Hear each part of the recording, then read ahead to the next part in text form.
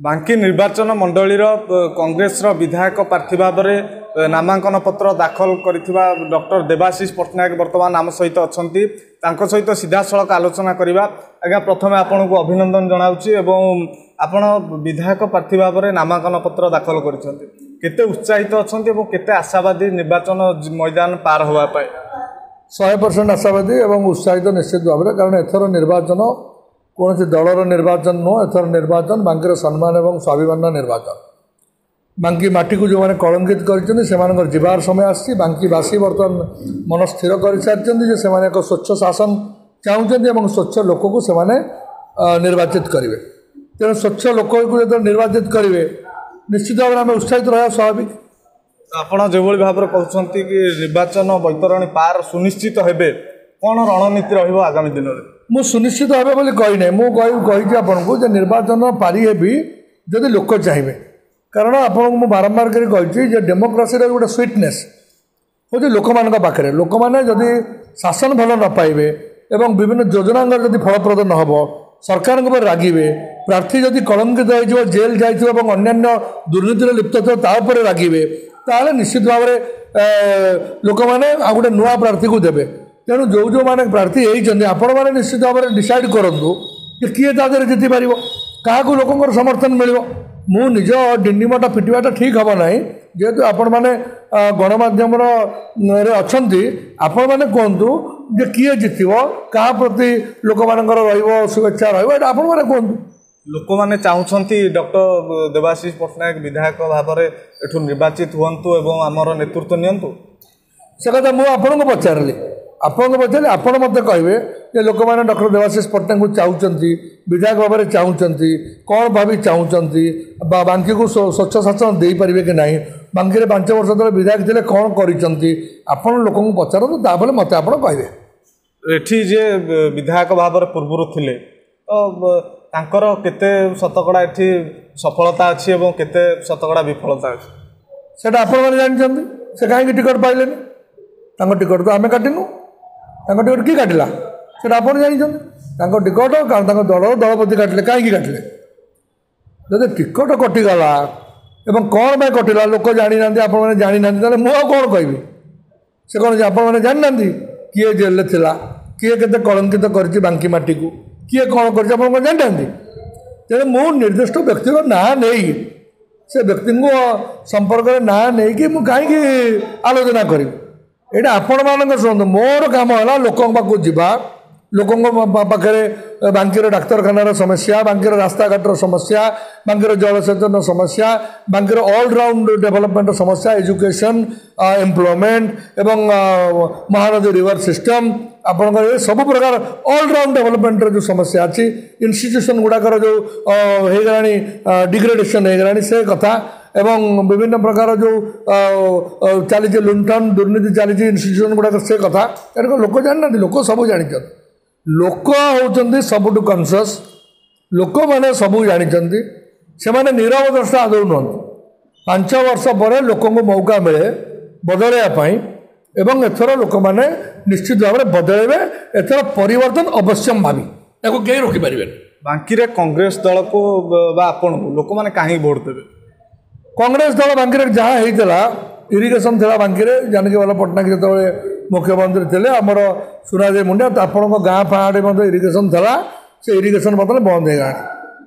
आम पा देलु से कांग्रेस सरकार समय बांकी जहाँ जहाँ कम होती कांग्रेस सरकार समय मुंडली पोल होता कांग्रेस सरकार समय, रोड होता कांग्रेस सरकार समय, बहुत कम कांग्रेस सरकार समय होती। कोल्ड स्टोरेज होता कांग्रेस सरकार समय कि कोल्ड स्टोरेज बंद हो गला। सुगार मिल होता कांग्रेस सरकार समय, सुगार मिल बंद हो गला।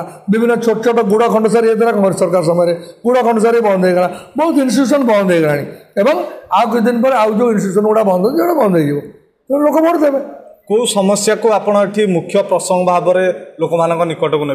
लोक मान निकट को सबू समस्या जा सारी कलंकित अध्याय जो बांकी जाइए, बांकीर मान इज्जत केमती जो मैंने बांकीर मान इज्जत को लेकिन बिक्री कर जो मैंने मास धरी जेल रही कहीं जेल रही यहाँ बांकीर सम्मान प्रति बांकीर स्वाभिमान प्रति कुठारघात नुहे कि कहीं जेल रही कहीं बाहर अच्छा हाईकोर्ट कहीं जेल पुरेला ତେଣୁ ଯେହେତୁ ବର୍ତ୍ତମାନ ସିଏ ଯେଉଁ ଭଦ୍ରଲୋକ ଯିଏକି ବର୍ତ୍ତମାନ ବେଲ୍ରେ ଅଛନ୍ତି, ତେଣୁ ବର୍ତ୍ତମାନ ବେଲ୍ରେ ଅଛନ୍ତି, ସୁପ୍ରିମକୋର୍ଟରେ ବର୍ତ୍ତମାନ ବିଚାରାଧୀନ ବହୁତ ଜିନିଷ ଅଛି।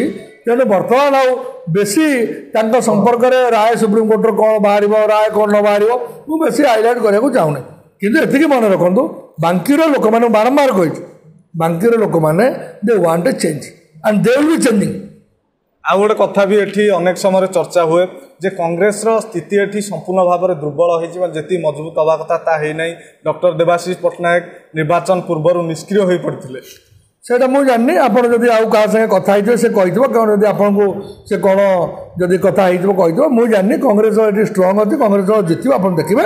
ଏବଂ ଦେଖିଲା ପରେ ଆପଣ ମୋତେ ପଚାରିବେ ଯେ ଆପଣ ଯେଉଁ ପ୍ରଶ୍ନ ମୋତେ ପଚାରିଥିଲେ ମାନେ ଏକଦମ ଭୁଲ ପ୍ରଶ୍ନ ମୋତେ ପଚାରିଥିଲେ। ବାଙ୍କିରେ ଏଠି କଂଗ୍ରେସ ଜିତିବା ନେଇ କେତେ ପ୍ରତିଶତ ସୁନିଶ୍ଚିତତା ରହିଛି? ବାଙ୍କି ମୁଁ ଆପଣଙ୍କୁ କହିଲି ପରା, କଂଗ୍ରେସ ବିଜେଡ଼ି ବିଜେପିର ପ୍ରଶ୍ନ ଉଠୁନି, ସ୍ୱଚ୍ଛତାର ପ୍ରଶ୍ନ, ମାଟିର ପ୍ରଶ୍ନ, ଇଜ୍ଜତର ପ୍ରଶ୍ନ ବାଙ୍କି ଲୋକ ନିଷ୍ପତ୍ତି କରିଛନ୍ତି। ଆପଣ 23 ତାରିଖ ପରେ ମେ 23 ପରେ ମୋତେ ପଚାରିବେ, ମୁଁ କହିବି। ଏଠି ଆପଣ କେଉଁ ବିରୋଧୀ ଦଳକୁ ନିଜର ମୁଖ୍ୟ ବିରୋଧୀ ଦଳ ଭାବରେ? ମୁଁ ସେ ସମ୍ପର୍କରେ ଆଲୋଚନା କରିବି ନାହିଁ। ମୁଁ ସେ ସମ୍ପର୍କରେ ଆପଣ ଆଲୋଚନା କରନ୍ତୁ, ଆପଣ ଆଲୋଚନା କରନ୍ତୁ, କାରଣ ମୋର ପ୍ରତ୍ୟେକ ପ୍ରତିଦ୍ୱନ୍ଦ୍ୱୀଙ୍କ ପ୍ରତି ମୋର ସମ୍ମାନ ରହିବ ଏବଂ ଶୁଭେଚ୍ଛା ରହିବ। ଆଲୋଚନା ଆମେ ପଲିଟିକାଲ ସ୍ତରରେ କରିବୁ, ସେମାନେ ବି ପଲିଟିକାଲ ସ୍ତରରେ କରିବେ, ମୁଁ ବି ପଲିଟିକାଲ ସ୍ତରରେ କରିବି। ଆଲୋଚନା ସେଠି ହେବ। ଆଲୋଚନା ଗଣମାଧ୍ୟମରେ ବର୍ତ୍ତମାନ ମୁଁ ଆଜି ତ ସବୁ ନୋମିନେସନ୍ ସରିଲା, ଧରନ୍ତୁ ତା ଭିତରୁ କିଏ ୱିଡ୍ର କରିଦେବ, ମୁଁ ଆଲୋଚନା କରିବି, କିଏ ୱିଡ୍ର କରିଦେବ। ତେଣୁ ମୁଁ ପ୍ରାର୍ଥୀଙ୍କ ସମ୍ପର୍କରେ ଆଲୋଚନା କରିବିନି। ମୁଁ ଯାହା ଆପଣଙ୍କୁ ହିଣ୍ଟସ୍ ଦେଇଛି, ପ୍ରାର୍ଥୀଙ୍କ ବିଷୟରେ ମୁଁ ହିଣ୍ଟସ୍ ଦେଇନି, ବୁଝିଲେ କି ନାହିଁ? ତେଣୁ ମୁଁ ଯାହା ଆଲୋଚନା କରିବି ନୋମିନେସନ୍ର ୱିଡ୍ରଆଲ୍ ପରେ ଆଲୋଚନା କରିବି।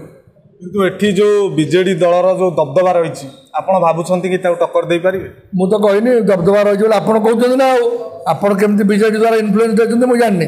ଯେହେତୁ ଦୀର୍ଘ ଦିନ ଶାସନ ଥିଲା, ଲୋକମାନେ ମଧ୍ୟ କହୁଛନ୍ତି ଯେ ବିଜେଡିର ଏଠି ଦବଦବା ରହିଛି ବୋଲି ଲୋକ ତାଙ୍କୁ ଦୀର୍ଘ ବର୍ଷ ହେଲା ମାନେ ଗ୍ରହଣ କରିଛନ୍ତି। ନା, ଲୋକମାନେ କହୁନାହାନ୍ତି, ଆପଣମାନେ କହୁଛନ୍ତି। ଲୋକମାନେ କହୁନାହାନ୍ତି। ତାହେଲେ ଦୀର୍ଘ ବର୍ଷ ଧରି ଏଠି କେମିତି ବିଧାୟକ ଭାବରେ ସେ ବିଧାୟକ ଭାବେ ରହିବାଟା ଅଲଗା ଜିନିଷ। ବିଧାୟକ ଭାବେ ସେ ରହିଥିଲେ ଏବଂ ଆପଣ ଦୀର୍ଘ ଦିନ ଧରି ବିଧାୟକ ଭାବେ ଥିଲେ, ଦୁଇ ଥର ପାର୍ଟିରୁ ବି ସସ୍ପେଣ୍ଡ ହୋଇଛନ୍ତି ଏବଂ ମୁଁ ମଧ୍ୟ ଥରେ ବିଧାୟକ ଥିଲି। ଏମିତି ନୁହେଁ ଯେ ସଦାବେଳେ ସେ ରହିଛନ୍ତି ବୋଲି, ମୁଁ ମଧ୍ୟ ଥରେ ବିଧାୟକ ଥିଲି ଏବଂ ଦବଦବା ଯଦି ଥାନ୍ତା ମୁଁ ବିଧାୟକ ହେଇନଥାନ୍ତି। ଏବଂ ସରକାରୀ ଦଳର ବିଭିନ୍ନ ପ୍ରକାର କାରସାଦିରେ ସିଏ ଉତ୍ସାହିତ ରହୁଥିଲେ। ବିଭିନ୍ନ ପ୍ରକାର ଯେଉଁମାନେ ସବୁ ସରକାରୀ ଧନକୁ ନିଜର ଧନ ବୋଲି ଚେଷ୍ଟା କରିକି ତାକୁ ରୋଜଗାର କରିକି ବିଭିନ୍ନ ଉପାୟରେ ସେମାନେ ଜିତୁଥିଲେ। କିନ୍ତୁ ଏଥର ସେଇଟା ହେବନି। ଲୋକ ବହୁତ କନସିୟସ୍ ହେଲେଣି, ବହୁତ କନସିୟସ୍ ହେଲେଣି। 5-6 ବର୍ଷରେ ଏଜୁକେସନ୍ ବଢ଼ୁଛି, ସବୁ ବଢ଼ୁଛି, ଲୋକ କନସିୟସ୍ ହେଉଛନ୍ତି। ବହୁତ ବହୁତ ଧନ୍ୟବାଦ।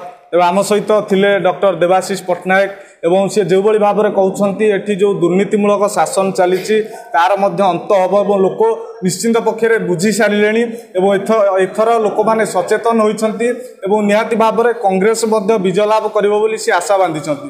ବାଙ୍କିରୁ ମନୋରଞ୍ଜନ ପଣ୍ଡା, ଆହ୍ୱାନ ଟିଭି।